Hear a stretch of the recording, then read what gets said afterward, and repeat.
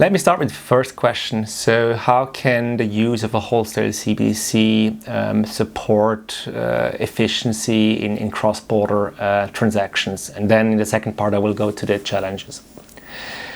So I think it's important to understand how cross-border transactions, and more specifically cross-border payments, work today. A cross-border payment often involves many intermediaries, and these intermediaries are located in different jurisdictions. They often have different operating hours.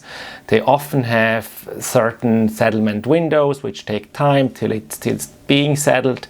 So there are lots of steps involved to get to the final payment in a cross-border payment context.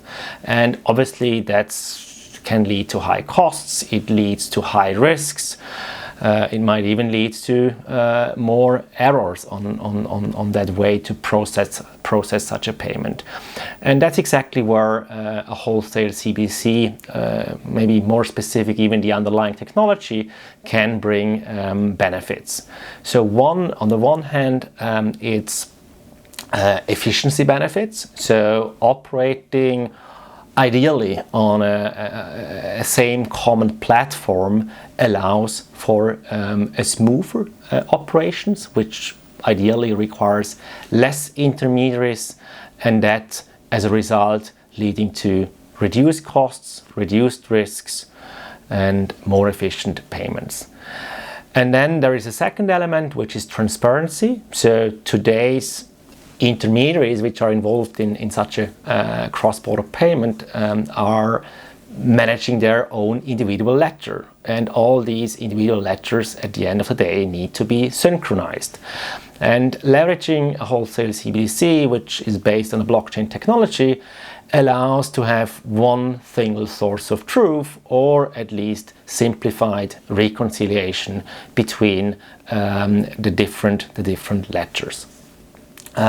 So that's about the benefits of the usage of wholesale CBDC in cross-border payments.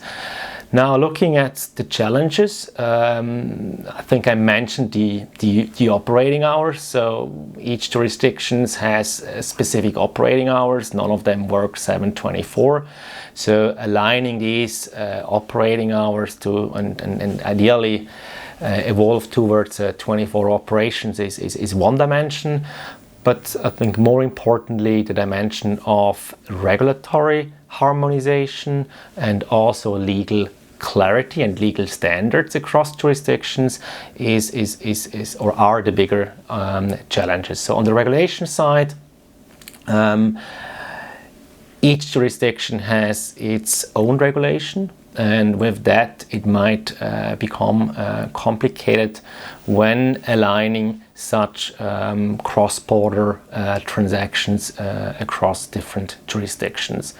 And on the legal side, the legal nature, the legal tender of a wholesale CBDC might vary or may vary between different jurisdictions, again leading to challenges. So harmonizing legal and regulatory frameworks is one of the prerequisites to make that happen and to benefit from the potential of a wholesale CBDC in context of cross-border payments.